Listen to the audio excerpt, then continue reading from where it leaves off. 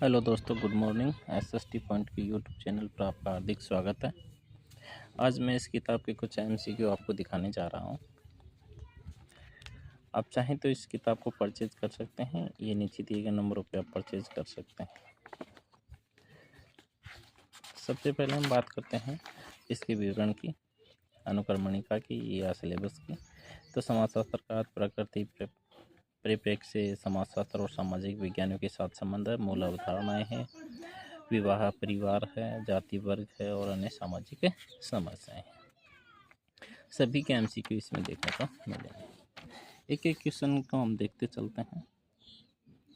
कि सबसे पहले हम बात करें कि ये PY के क्वेश्चन है जो आपका 2024 में पूछा गया है कि किसने समाजशास्त्र को दो भागों, एक क्रमबद्ध एवं सामान्य समाजशास्त्र और एक ऐतिहासिक समाजशास्त्र में विभाजित किया। तो समाजशास्त्र की विषय क्षेत्र को कार्ल मानहिम ने दो भागों में विभाजित किया, एक क्रमबद्ध और सामान्य समाजशास्त्र और एक ऐतिहासिक समाजशास्त्र। आगे चलकर कार्ल मानहिम ने ऐतिहासिक समाजशास्त्र के भी दो भाग बताए हैं, एक तुलनात्मक समाजशास्त्र, एक सामाजिक गतिक विज्ञान। दूसरे क्वेश्चन की बात करें, रॉबर्ट ब्रिस्ट ने अपनी किस पुस्तक में समाजशास्त्र की विशेषताओं को सूचीबद्ध किया है? तो द सोशल ऑर्डर, जो 1957 में लिखी थी। इस पुस्तक में उन्होंने समाजशास्त्र की प्रकृति के बारे में 7 विशेषताओं का उल्लेख किया है कि जैसे समाजशास्त्र विशुद्ध विज्ञान है, वास्तविक है, सामाजिक विज्ञान है, अमूर्त विज्ञान है, तार्किक व अनाभाविक विज्ञान है, सामान्यकरण करने वाला विज्ञान है, सामान्य विज्ञान है। तो इसका आंसर होगा द सोशल ऑर्डर। समाजशास्त्रीय विश्लेषण करने वाली प्रथम कृति हर्बर्ट स्पेंसर द्वारा लिखी गई थी। इस पुस्तक का क्या नाम था? तो 1876 में उन्होंने पुस्तक लिखी थी जिसका नाम था द प्रिंसिपल ऑफ सोशियोलॉजी। यह समाजशास्त्र पर लिखी जाने वाली पहली पुस्तक थी।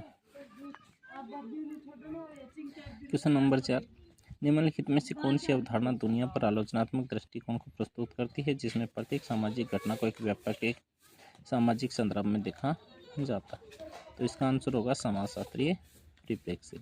यानी जब एक समाजशास्त्री किसी विषय वस्तु का अध्ययन करता है तो वह, चाहे वो सामाजिक घटना, सामाजिक क्रिया, सामाजिक अंतःक्रिया, कुछ भी मान लीजिए, उन सभी का अध्ययन जो करता है वो व्यक्तिगत धरातल पर नहीं करता बल्कि संपूर्ण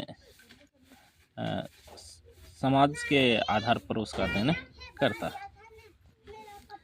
निम्नलिखित में से किस समाजशास्त्री ने समाजशास्त्र को समाज के समग्र स्वरूप का क्रमबद्ध अध्ययन करने वाला विज्ञान माना है?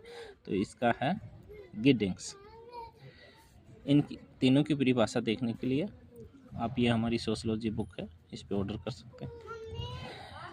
HM जॉनसन द्वारा दिए गए 4 बिंदुओं के आधार पर हम जान सकते हैं कि समाजशास्त्र एक वैज्ञानिक विषय है। निम्नलिखित में से कौन सा बिंदु उनमें से नहीं है? तो जॉनसन ने समाज की वैज्ञानिक विषय मानने के लिए 4 विशेषताओं का उल्लेख किया है। एक होता है सिद्धांतबद्ध, संशयी होता है और अनुभवाश्रित होता है, और एक होता है गैर नैतिक होता है। यहाँ पर गैर नॉन एथिक होता है, एथिक नहीं। तो इसका आंसर होगा नैतिक। एक क्रिकेट का मैच समाजशास्त्रीय परिप्रेक्ष्य के अध्ययन करने के लिए निम्नलिखित पहलुओं में से किसे सम्मिलित किया जाएगा? तो भौतिक परिस्थितियाँ समाजशास्त्र से कोई लेना देना नहीं होता। लागत लाभ या अर्थशास्त्र से संबंधित है, ये प्रबंधन और आयाम होता है, प्रशासन से संबंधित आ जाएगा।